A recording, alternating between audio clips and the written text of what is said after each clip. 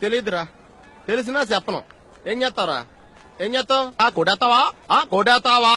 I love you. நான் உன்னை காதலிக்கிறேன். ఏదో చెప్పు. ఊహను మా ఫ్యామిలీని కాపాడటానికి కూడా అలాంటి బ్యాడ్స్ అని ఒకడు ఉన్నాడు. బ్యాడ్ అంటే నీలా కాదు, అదో రకం. ఏంటి మాటలతో సరిపెట్టేస్తున్నాడు అనుకుంటున్నావా? కట్టౌట్ చూసి కొన్ని నమ్మేయాడు. మేడం, నేను నీకులా కాన్వెంట్ బ్యాచ్ కాదు, చెన్నై 7 బ్యాచ్. కొంచెం స్మెల్ వస్తుంటది కానీ పులుసు బాగుంటుంది.